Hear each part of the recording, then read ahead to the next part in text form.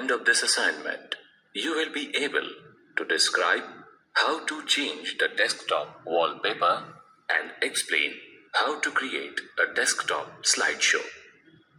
Desktop background, also known as wallpaper, is an image used as the background of a graphical user interface on a computer screen. You can make your desktop as attractive and colorful as you wish by setting a wallpaper of your choice. To change the desktop background, click Start, then click the Settings icon.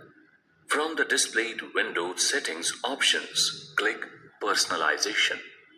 The background page opens with a preview of the present desktop background.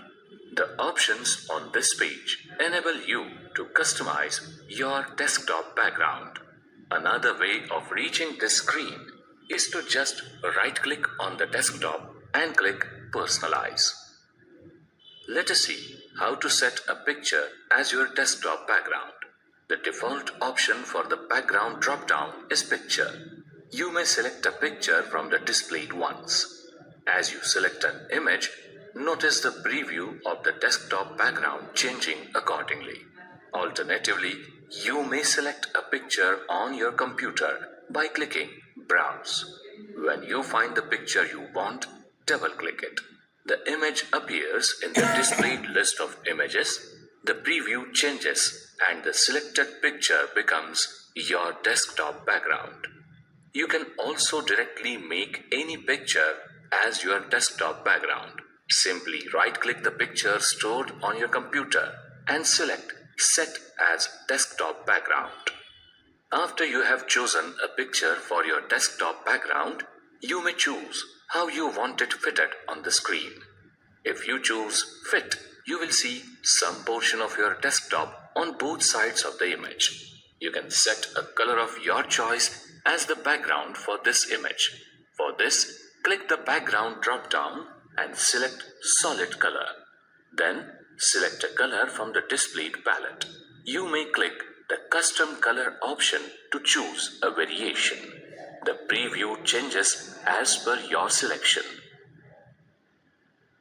The desktop shows the image and the color you selected. Windows 10 includes a desktop slideshow that changes the desktop background in a designated amount of time with a smooth fading transition. For this, click the background drop-down and select Slideshow. Then, to specify the location of the pictures to be used for the slideshow, click Browse and select the folder. Then click Choose this folder. Click the drop-down arrow of the Change Picture Every box and select how often you want the pictures to change. You may also switch the Shuffle functionality on so that the images are displayed in a random sequence. Now, you will have new images displayed one after another on your desktop after the specified interval. You have reached the end of the assignment. You have learned changing the desktop wallpaper and creating a desktop slideshow. At the end of this assignment, you will be able to apply a screensaver. A screensaver is a program that displays an image, animation, or just a blank screen on a computer after no input has been received for a certain length of time. Screensavers were originally designed to prevent damages called burn-in to CRT screens. The screens manufactured nowadays are much more resistant to damages. Today, screensavers are used primarily for security or entertainment. They are usually visually attractive and interesting. To apply a screensaver, right-click on the desktop and then click Personalize. Now, click Lock Screen from the side menu. Then click the Screensaver Settings link. The Screensaver Settings window opens. Select a screensaver from the list. In the Wait box, specify the number of minutes of inactive time after which you want the screensaver to start. Now click the checkbox on Resume Display Logon screen. Click Apply and then click OK to apply the settings. You will see the login screen when you get back after the inactive time specified. Click Preview to see how the selected screensaver will appear on your monitor. To resume your work, simply move your mouse or press any key. This will clear the screensaver. Please note, all screensavers have different settings. To change the settings for your screensaver, click Settings. This opens the settings window for that particular screensaver. Here, you can customize the text, adjust the resolution, size, speed, and styles. Click OK to save your settings. Finally, click Apply and then click OK in the screensaver settings window to apply the screensaver. You have reached the end of the assignment. You have learned applying a screensaver. At the end of this assignment, you will be able to apply themes and modify themes. Microsoft has introduced themes and desktop slideshows in Windows 10. A theme is a combination of desktop background pictures, window colors, and sounds. Select Personalize by right-clicking on your desktop. Then select the Themes option from the left side menu. The current theme preview shows the custom unsaved theme you just created. Click Save Theme and provide a name to your newly created theme. Notice this theme appears in the list below. You can select any other available theme from here or choose a theme by clicking the Microsoft Store link. To apply a theme, just click the desired one and in a moment it is displayed. You can click on all the available themes to see which one you like the best. To change the color of your window borders, taskbar, and start menu, click the color option. You can choose a particular color from the given palette. If you check the automatically pick an accent color from my background, Windows will automatically pick the most potent color from the background image. For changing the sounds you hear when events occur on your computer, click Sounds from Themes window. The sound window opens. Now select an item from the sound scheme list. This scheme will be applied to all the events on the computer. Select any program event and click Test to listen to the corresponding sound. Click OK to save the changes. Again, your new theme appears in the current theme section as an unsaved theme. If you want to come back to your unsaved theme later, make sure you save it with another name. You have reached the end of the assignment. You have learned applying themes and modifying themes.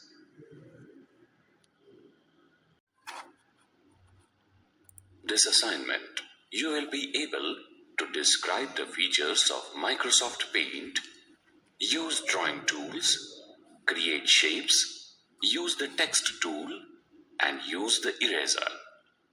Microsoft Paint is an application included with Windows that you can use to draw, color, and edit pictures.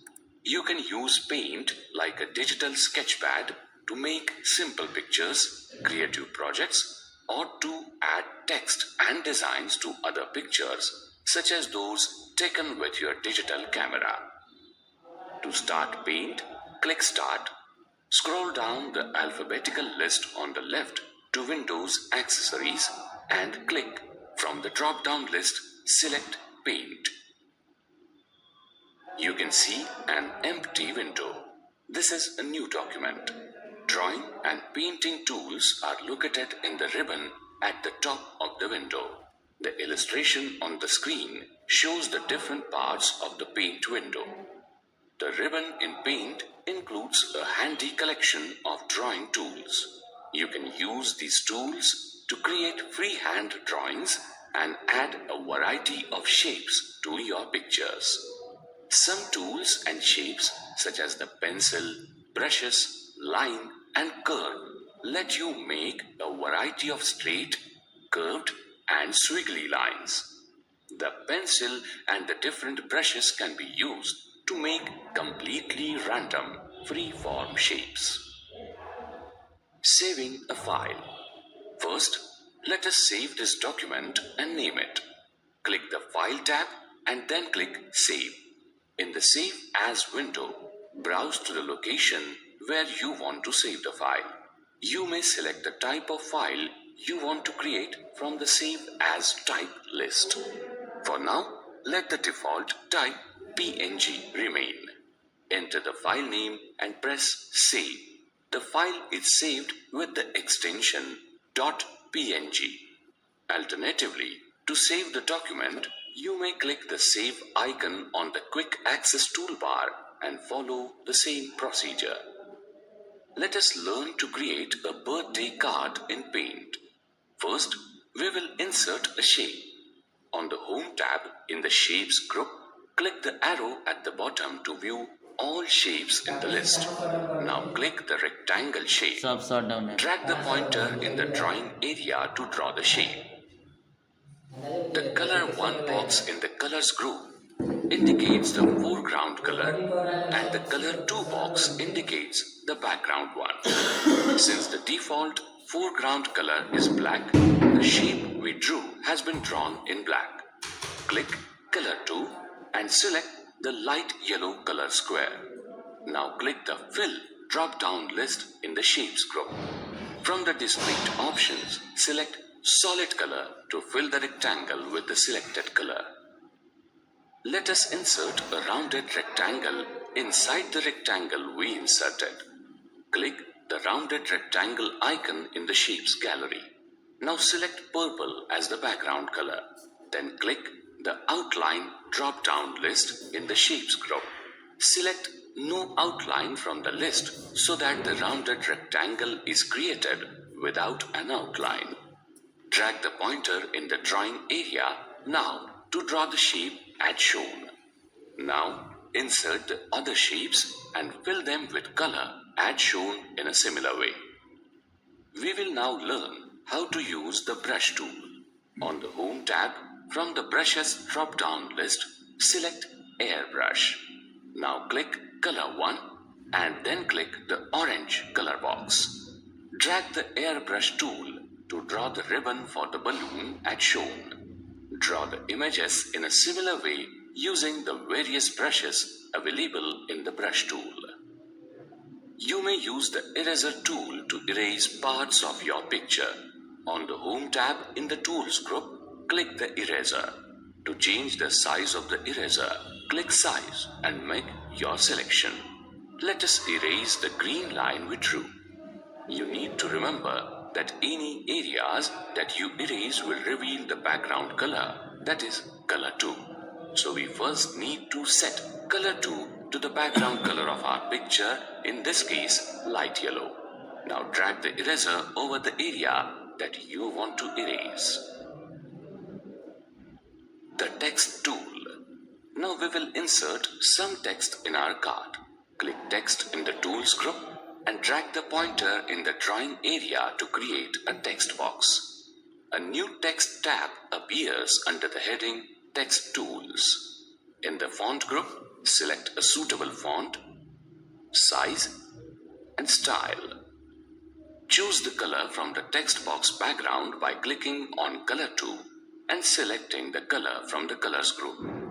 Now click Opaque in the Background group to apply it. Resize the text box as required and drag it to a suitable position as shown. Your card is ready now. Once you have completed the greeting card, you can directly apply it as the desktop background. To do so, click the File tab and go to Set as Desktop Background. You can set your painting as a desktop background in the following ways. Fill, that is by filling the entire desktop with your picture. Tile, that is by tiling the picture so it repeats and fills the entire screen. Center, that is by centering the picture in the middle of the screen.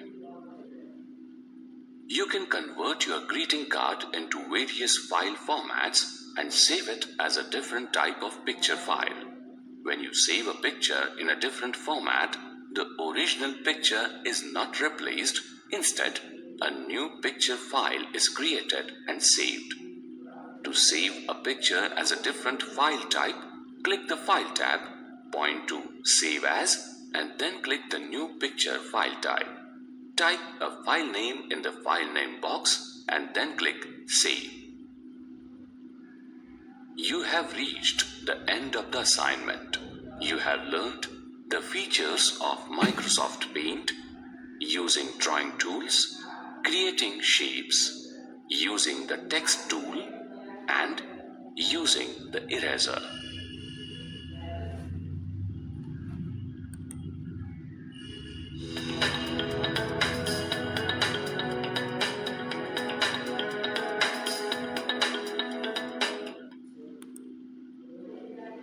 Gmail template for faster replies. If you are a teacher or professor who answers some certain common queries of students, or you are a customer relationship manager who patiently answers doubts and responds to same typical concerns of clients time to time, no need to test your patience by writing the same text over and over again. You can simply use a smart feature of Gmail, that is templates. Setting up templates helps in responding quickly without feeling irritated. To set these templates, go to Settings by clicking the gear icon. Click on See All Settings. Now click on Advanced tab, and here in the Templates section, click the radio button to enable this feature. Now get back to composing a mail. Once the Compose window opens, keep the To and Subject fields blank, as it will be filled automatically when we will reply to any mail.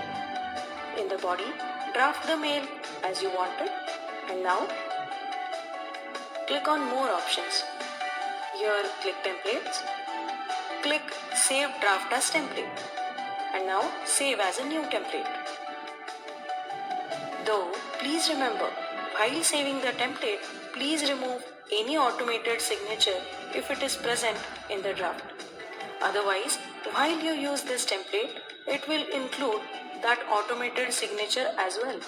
And then you will end up having two automated signatures in one mail. Here, enter name for the template.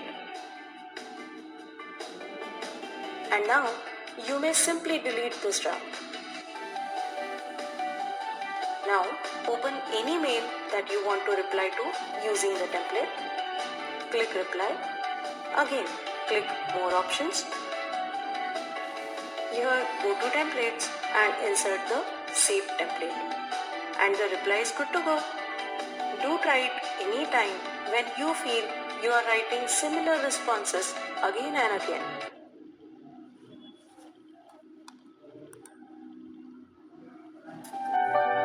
Gmail Automated Categorization of Mails. Using an email ID is an important part of communication nowadays, both personally and professionally. And so organizing your inbox is even more important. But it is easier said than done. And factor responsible for it are social media notifications, periodic subscription updates, few system-generated emails, and various promotional messages that you have knowingly or unknowingly opted for. And when these mails get mixed with your regular communication mails, it becomes really chaotic. But there is an extremely simple way to stay on top of this. It is automated categorization of mails. In Gmail, click the gear icon to open settings. Click on See All Settings. Now go to the Labels tab. Here you can find a labels list, below which you can see categories. Here, always remember, your current status of things is shown in black, bold font. That means as of now categories are hidden. While as the show is a clickable text, let's click it to display or show the categories of the mails. Now you can see all the categories are being shown. But now I want only two categories to be shown, social and promotions. So I have selected it. And now visit these categories to see your mails being sorted automatically. The amazing thing about this is with these categories, all your already received mails also are organized at once. So it's like your messy wardrobe getting organized in the blink of an eye, only made easier. Do try to keep your inbox clean and in proper order. It will suddenly save you a lot of time and make you more productive.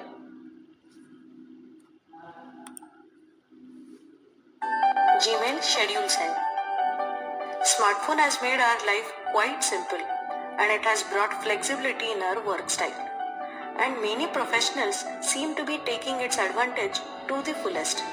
But even then, at times, has it happened that you have got late or caught up in a meeting and missed to send that important email or missed to bid for that long-awaited tender? Maybe because you were traveling then or you faced a no-range issue. Then with this tip, you will never miss it again. Draft that email, attach the documents you want, and instead of sending it right away, simply click on the drop down next to it and click Schedule Send. Here you can pick the date and time, but remember, the time you will pick is Indian Standard Time. So, if you are aiming for some specific time in a different time zone, please calculate it accordingly with UTC, that is Coordinated Universal Time. For your information, India is 5 hours and 30 minutes ahead of UTC. So, isn't it easy now to send that right mail at right time?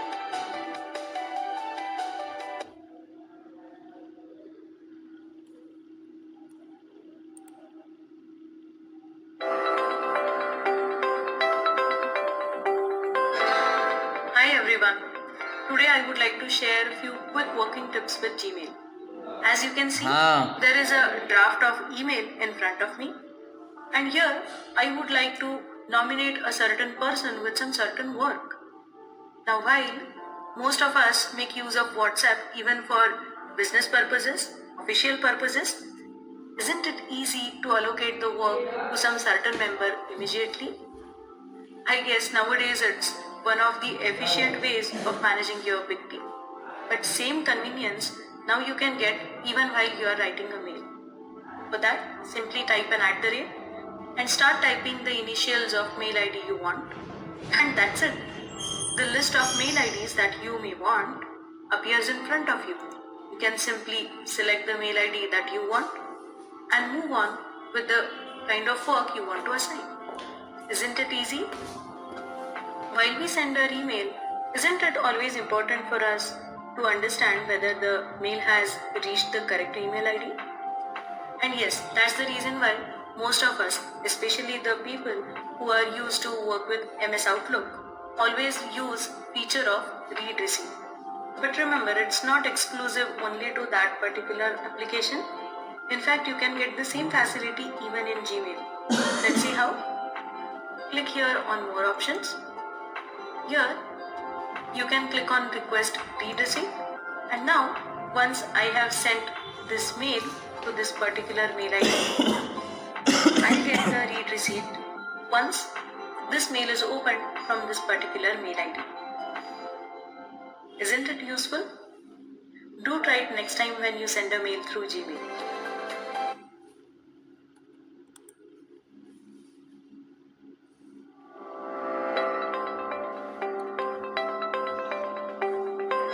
Has it happened to you that you drafted and sent an email and instantly regretted after realizing that you addressed either a person with wrong title or mentioned a wrong name, attached a wrong file, or altogether sent a mail to a wrong person?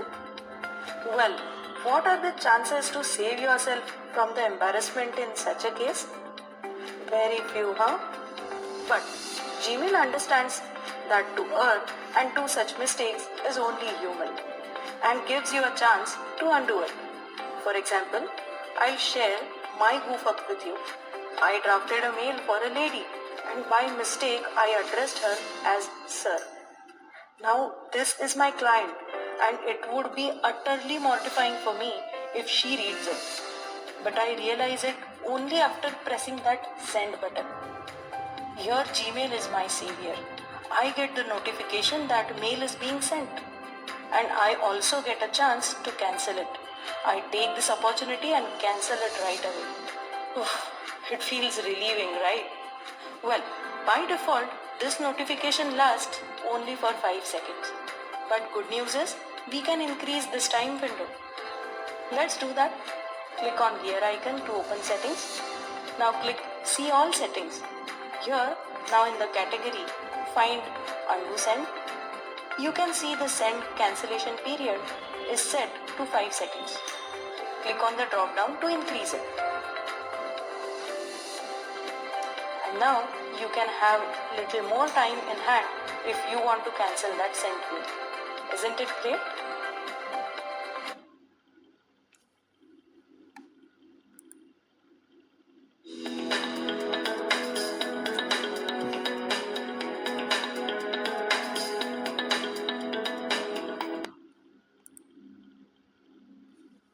After enough practice, you will no longer need to think about each letter before you type it. For example, when typing the word cat, you won't have to think about the fact that you are using your middle finger for C, your little finger for A, and your index finger for T. When you go to type the word, your fingers will just naturally type it out without you having to think about it. In order to achieve the muscle memory phenomenon, however, it's important to put in time and effort initially and avoid practices such as using your index finger for more keys than intended just because it feels more natural.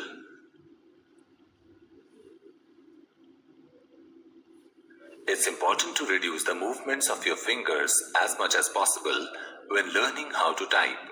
Each hand has its own dimensions, and your movements may not look exactly like the ones you see on screen. If you need to move your fingers away from the home row to reach a specific character, that's okay, as long as you're aware of the movement and doing your best to keep your fingers in their home row position. Practice and commitment are going to be very important. You may feel unnatural and awkward at first as you change your old habits and learn new ones. Simply focus on the long-term goal of increased efficiency that will result from correcting your previous typing habits. Did you know stewardess is the longest word typed with only the left hand and lollipop with your right? The sentence, "The quick brown fox jumps over the lazy dog," uses every letter of the alphabet.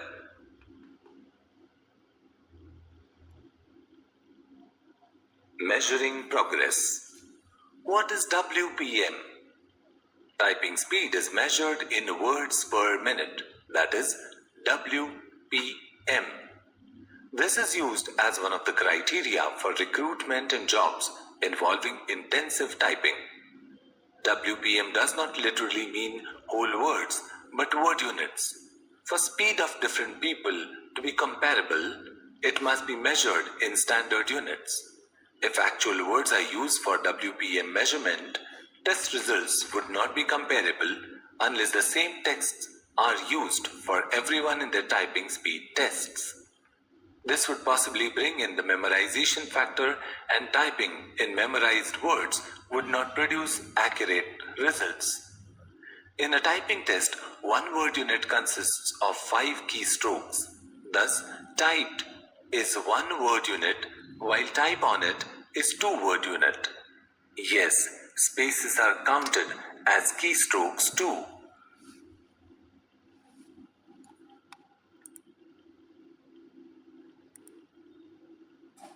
How to measure progress. If you want to be an expert at touch typing, it's important to measure your progress as you go along. The primary measurement used to gauge your typing ability are the numbers of words you can type per minute, the accuracy and the number of letters you mistype. Mistyping letters and words directly affect your words per minute because when you have to go back and correct something, it slows down your typing. This course is going to help you improve your typing speed and overall computing efficiency with lots of practice sessions. Milestones will be defined and measured at each level